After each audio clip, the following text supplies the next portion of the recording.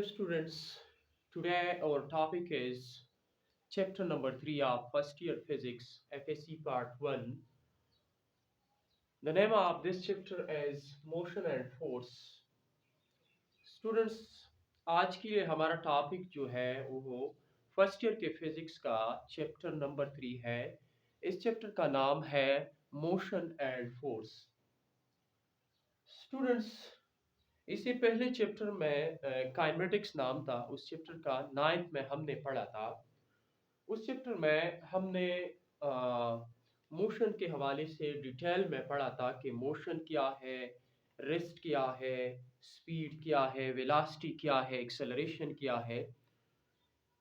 इस किस्म के डिस्कशन वहाँ पर क्लास 9th में हमने की थी। आज हम पढ़ेंगे डायनेमिक्स। डायनेमिक्स जो है ये फिजिक्स का एक ब्रांच है और फिजिक्स के इस ब्रांच में हम मोशन के काजेस को स्टडी करते हैं, यानी कि किसी बॉडी में मोशन क्यों पैदा होती है या किसी बॉडी के मोशन में चेंज क्यों आता है। इस तरह का डिस्कशन यहाँ पर हम करते हैं डायनेमिक्स में। सबसे पहले मैं डायनेमिक्स का डिफिनीशन करूँगा आपके सामने कि डायनेमिक्स क्या है।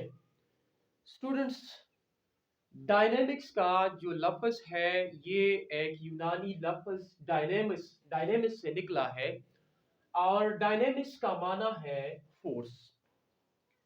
यानी the word dynamics is derived from a Greek word dynamis which means force.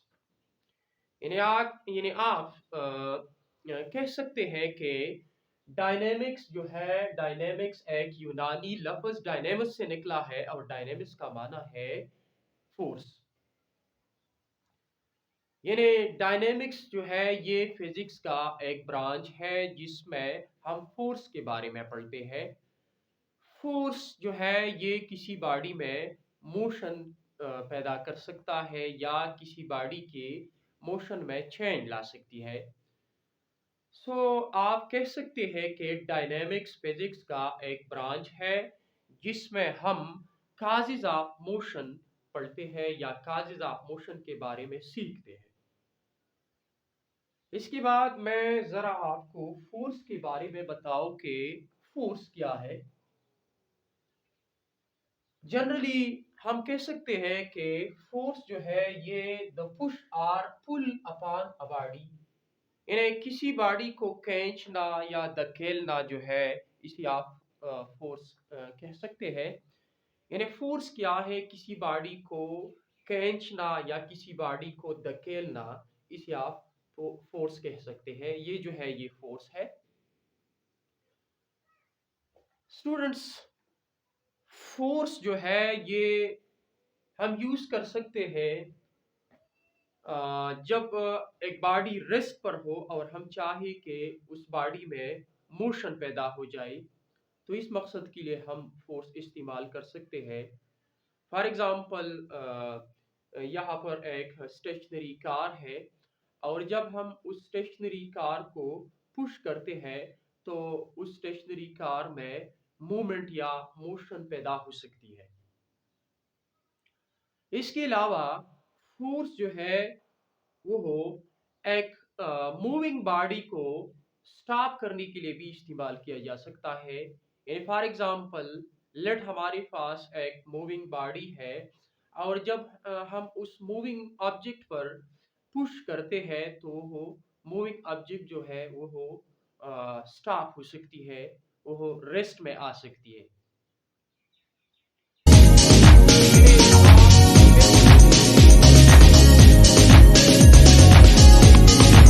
Stationery body are to stop a moving object.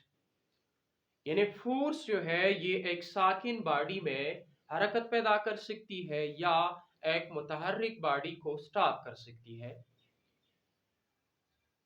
इसके अलावा मैं जरा फोर्स के हवाले से आपको कुछ डिटेल में बताऊं कि फोर्स जो है ये हम इसके अलावा कैसे एक्सप्लेन कर सकते हैं। फोर्स जो है ये किसी बॉडी की स्पीड में इंक्रीज या डिक्रीज भी ला सकती है। यानी आप कह सकते हैं कि force is used to increase और decrease the speed of a body. यानी फॉर एग्जांपल हमारे पास एक बॉडी है और वो स्लोली मोशन करते हैं। जब हम उस बॉडी पर फोर्स अप्लाई करते हैं तो उस बॉडी के स्पीड के मैग्नीट्यूड में इजाफा होता है और उस बॉडी का मूवमेंट जो है वो ज़्यादा हो जाता है। या फॉर एग्जांपल हमारे पास एक और बॉडी है और वो फास्टली मोशन करते हैं, यानी तेजी के साथ हाई स्पीड के साथ मोशन करते हैं। जब उस बॉडी पर फोर्स अप्लाई किया जाए तो उस बॉडी के मोशन के स्पीड में डिक्रीज आ सकती है फोर्स की वजह से। ये फोर्स की एक अहम प्रॉपर्टी है। इसके अलावा फोर्स जो है ये किसी बॉडी के रोटेशनल स्पीड में भी चेंज ला सकता है। फॉर एग्जांपल आप अगर टार्क का एग्जांपल ले ले, टार्क जो है ये भी एक किस्म का फोर्स है। ये किसी बॉडी के रोटेशनल स्पीड को चेंज कर सकते हैं। स्टूडेंट्स, टार्क के बारे में इंशाल्लाह हम डिटेल में पढ़ेंगे, बाद में पढ़ेंगे इंशाल्लाह। लेकिन मैं टार्क के बारे में आपको एक अहम बात बताऊं। टार्क जो है ये फोर्स का रोटेशनल एनालॉग है। यानी टार्क जो है, टार्क ये रोटेशनल एनालॉग है फोर्स का। इसका मतलब ये है कि टार्क का किरदार इसी तरह है जिस तरह फोर्स का किरदार लीनियर मोशन में होता है।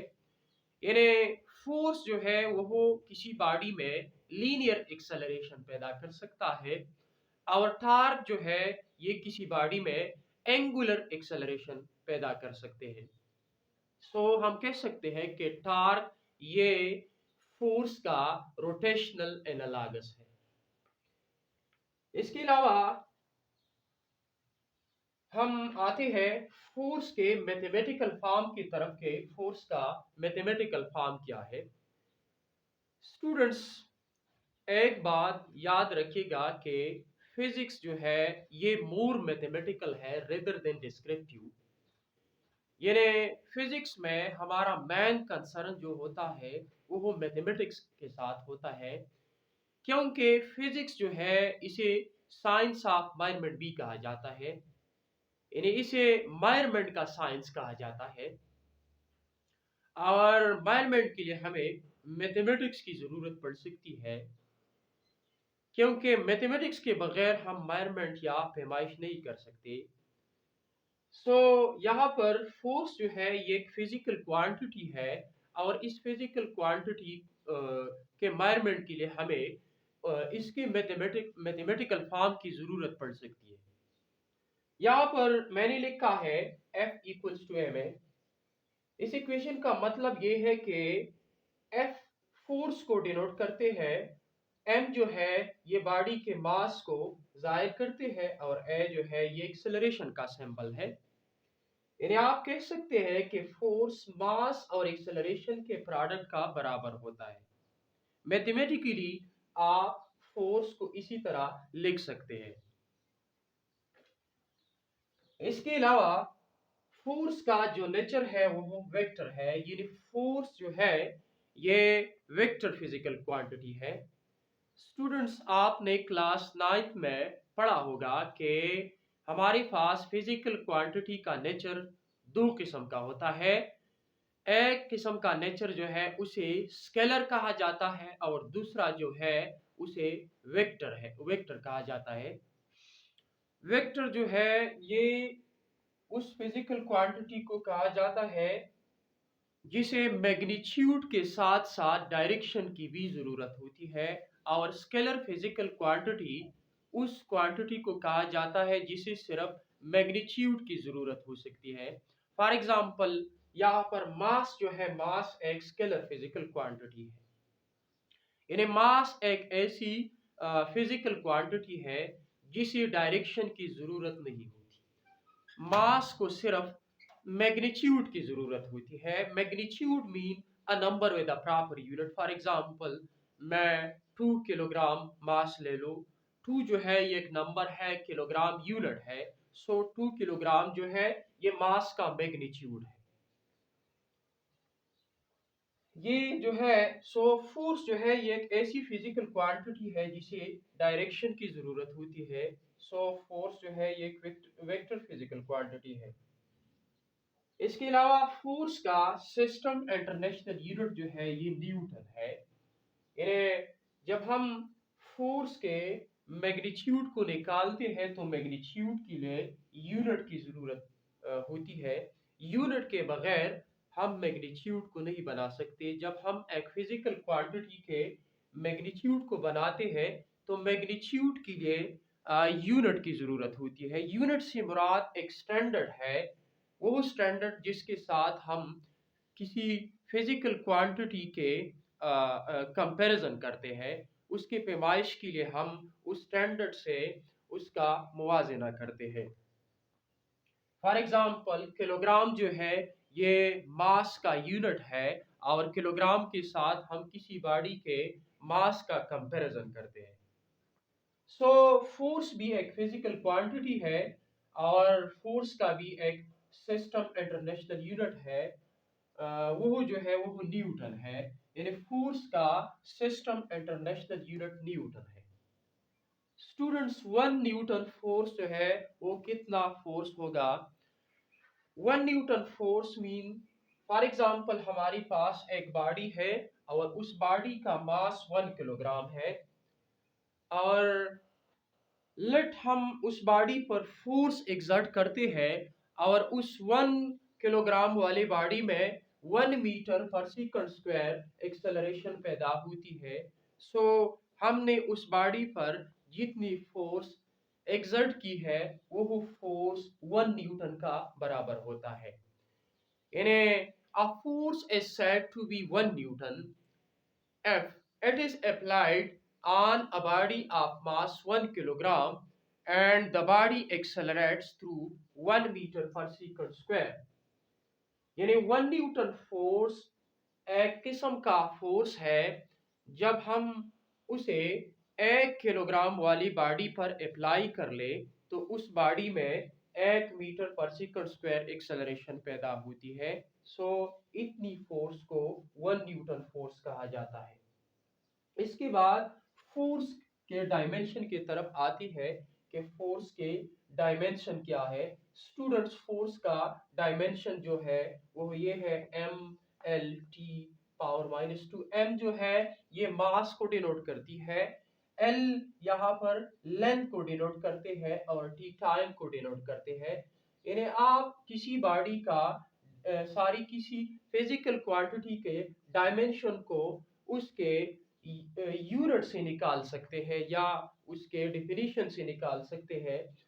फॉर एग्जांपल, यहाँ पर मैंने लिखा है 1 newton is equal to kilogram metre per second square. 1 newton जो है वो kilogram metre per second square का बराबर होता है। ये इक्वेशन यहाँ से मैंने निकाला है F equal to M A. F equal to M A is the mathematical definition of force. ये फोर्स का मैथमेटिकल फॉर्म है। इससे मैंने निकाला है फोर्स। इन फोर्स का एसआई यूनिट न्यूटन है, इक्विलिटी, और यहाँ पर मास का एसआई यूनिट किलोग्राम है, एक्सेलरेशन का SI unit metre per second square है। सो आप इस यूनिट से डायमेंशन को निकाल सकते हैं। किलोग्राम जो है ये मास का यूनिट है, मीटर लेंथ का यूनिट है और पर सेकंड स्क्वायर जो है ये यानी सेकंड टाइम का यूनिट है। सो यहाँ पर s पर जो पावर है या एक्सपोनेंट है वो -2 है। इसलिए मैंने t जो है t टाइम को डिनोट करते हैं, उस पर भी मैंने पावर जो है वो -2 लिया है। सो स्टूडेंट्स, ये आज के लिए हमारा टॉपिक था। हमने डिटेल से पढ़ी कि फोर्स क्या है, फोर्स को किस तरह हम डिफाइन कर सकते हैं, फोर्स किसी बॉडी के फिजिकल स्टेट में चेंज ला सकती है, किस तरह ला सकती है, फोर्स के प्रॉपर्टीज क्या है, फोर्स का मैथमेटिकल फॉर्म क्या है, फोर्स का नेचर क्या है, फोर्स का एसआई यूनिट क्या है, फोर्स के डायमेंशन क्या है, हमने डिटेल से पढ़ी। इंशाल्लाह इसके बाद नेक्स्ट टॉपिक में हम फर्स्ट ईयर के फिज़िक्स के और टॉपिक्स पढ़ेंगे इंशाल्लाह नेक्स्ट लेक्चर में। आज के लिए इतना ही। Thank you for watching my videos.